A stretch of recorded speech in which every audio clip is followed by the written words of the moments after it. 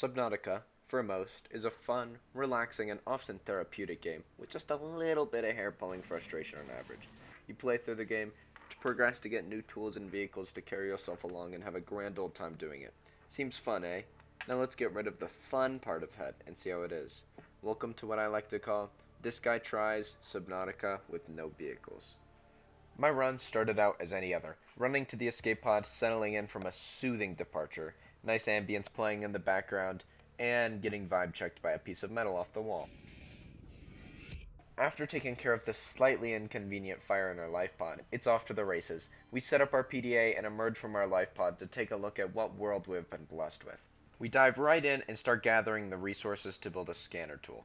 The scanner will be carrying us through most of this run, as it is necessary to gather blueprints for things needed to progress. After that's finished building, this is where we begin the true exploration, gathering whatever we can get our meaty paws on in our safe, shallow hub of loot. We emerge from the depths and in the distance spot a wreck. Wrecks in Subnautica often house useful loot for progression that we can scan or collect. In our case, a sea glide, more importantly, a lab counter, and a beacon.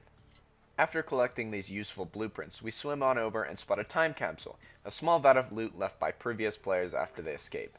We open it up and receive a thermal blade and some food and water. Thrilled to be armed with this new knife, I rush over to the creepvine zone to collect seeds for the new sea glide. As I was gliding back, however, reading the time capsule note, it became apparent that this blade was someone else's legacy. They left a proud note detailing how much they cared for the blade and what great things they'd accomplished with it. It felt rotten holding it in my hands, so without a second thought I dropped it, now dead set on creating my own knife, with an even greater legacy. Once I returned home, I used the resource I had gathered to craft several things, but most importantly, a knife of my own, a repair tool, and a basic oxygen tank to increase our limited underwater time. We swiftly used the repair tool to fix up our life pod and our communication system that we will totally need, and definitely not start ignoring halfway through the playthrough. After a second brief adventure for more materials, I quickly head back to base to put together some fins, an upgraded oxygen tank, and the Sea Glide, patent pending. The Sea Glide will surely be what we are leaning on in times of need. We are reliant on it to put us through college, to pay for our child support. It is going to keep us moving through this entire playthrough. We use our newfound Sea Glide and God Complex to gather enough resources to put together a habitat builder. This fancy contraption will allow us to build a base wherever we please. This will also be carrying us through the playthrough, but in a less important, goofy side character sort of way. Armed with our new habitat builder, we glide over to the nearest cliff edge and construct a very simple base. After throwing down a solar panel on top and forcibly shoving a fabricator on our wall, it truly feels like a home. We leave our new home to be immediately bitten by our newfound annoying neighbors. Wow, I just love how realistic this game is.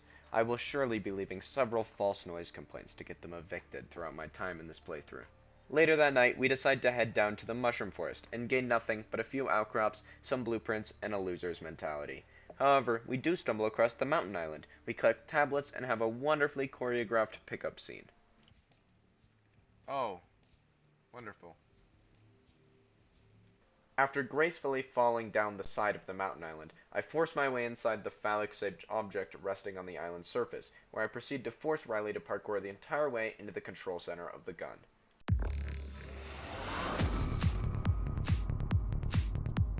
Hey man, I tried.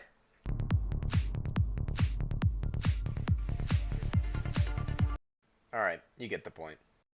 After getting my first dose of the vaccine, I hop my way back out of the control room and almost end all of my hope in this run.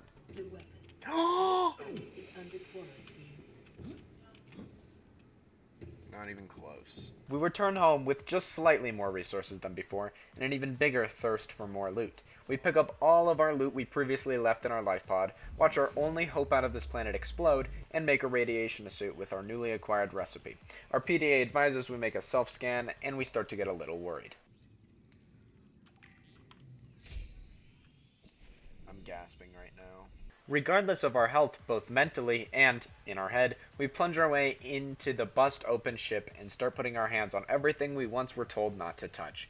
We get everything from blueprints to batteries to consumables, the whole shebang. We even repair the drive core of the ship. It may fly after all.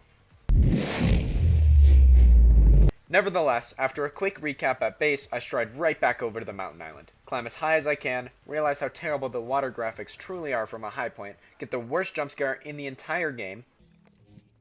Oh my god! Jesus Christ! And open the portal to the other island. We take an unhealthy amount of lithium, among other things, and head home to regather everything before heading through the portal.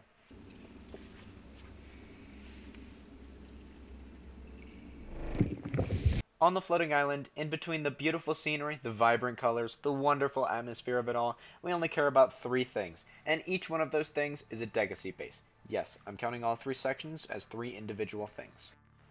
We grab the plants we want, along with the blueprints we need to progress and make our way home, but before that we make a quick detour to loot some sparse reefs caves and stumble across the blood kelp zone.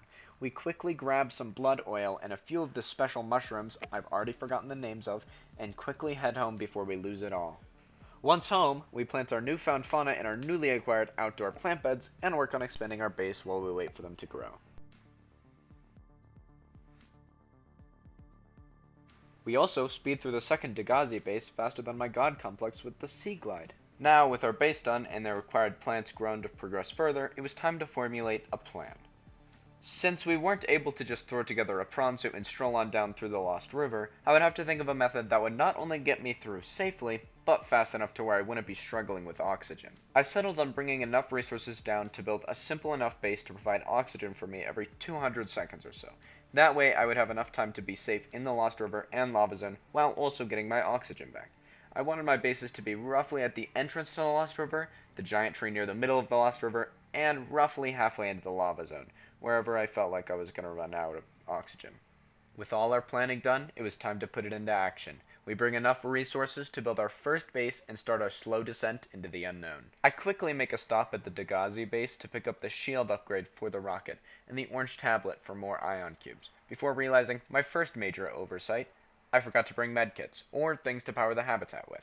I make my way to the entrance of the Lost River and throw together our first base before narrowly gathering enough resources to power our bioreactor and get the oxygen to survive.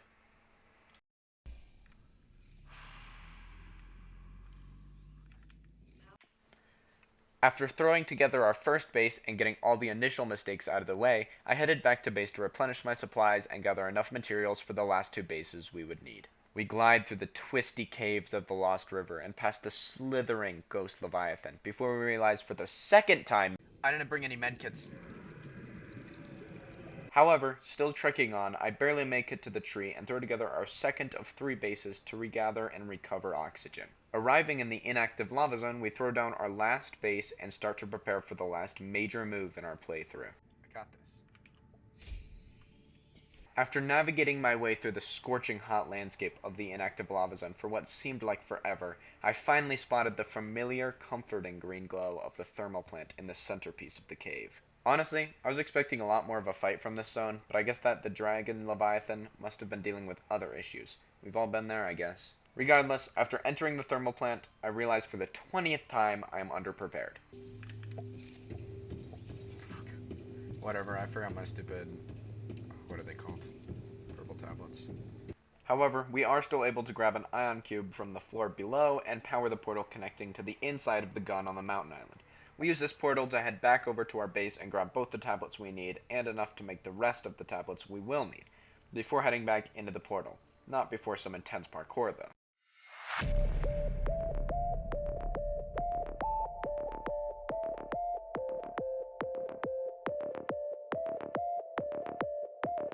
Now, back down in the thermal plant, we grab both the blueprints for the ion batteries and the blue tablet, which we then have to go back and craft a second of. Yay, more backtracking. After leaving the thermal plant, I quickly glide along the charred floor of the inactive lava zone and find the nearest tunnel leading down to the lava lakes, and follow the green glow to the chamber holding the Sea Emperor Leviathan. Using the two tablets to bypass both of the shields and the primary containment facility, I grab two ion cubes, one to power the incubator, and the other to power the portal to the outside of the gun, and quickly head back to base. I quickly run around and gather all of the seeds we need, go back home to make the hatching enzymes, realize we have eczema or something of the sort, and head back to the primary containment chamber where we will hatch the Empress's eggs. I watch the most beautiful cutscene in the entire game before exploiting the newly hatched babies for their natural resources and using my newly found clear skin ointment to deceive the gun into thinking that I'm ridden of all disease, causing it to shut down and clearing the skylines for our attempt at an escape.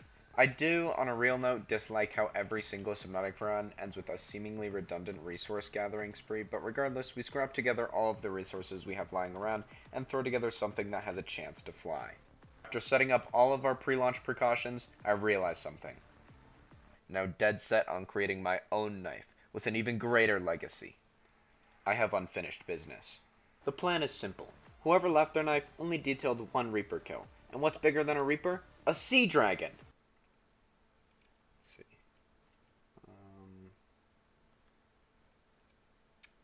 5,000 damage.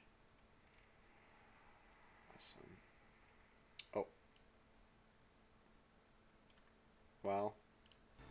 I mean 2 Reapers! In order to safely and effectively take down 2 Reapers, I will need to make a stasis rifle to hold them in place while I hack away. So I start by gathering the blueprints to make one. Then I follow that by gathering the resources and actually fabricating up a stasis rifle and slowly making my way over to the first scene of murder. Detecting multiple Leviathan class life forms in the region. Are you certain whatever you're doing is worth it? And so it begins. I start by baiting the big snake into the open and then stasising him to get him standing still, before grabbing my knife and slowly starting to hack away at his thick, tough skin. The pale monster put up a decent fight, but eventually even he fell to the heat of my blade. But regardless, there's no time to celebrate. We must move to our second location. The second location must have heard what was happening already, because the creature in the shadows made a mad dash to try and get me while I was approaching. But nevertheless, he was too slow, and I was able to stasis him before he even got a bite. I drove my blade along his sides before hearing the unmistakable groan of death escape from the monster's jaws, and I knew my job was done. Later, at home, I hung up both the pictures of my kills behind my bed frame, and decided it was finally long overdue to bid the planet farewell. If you made it this far, thank you. Um, I really put a lot of time into this. I thought it turned out pretty good, and would appreciate a like, and I mean, just comment any other things you'd like to see. I mean, I had a lot of fun making this video. I'd like to make some more. So I guess see you in the next one.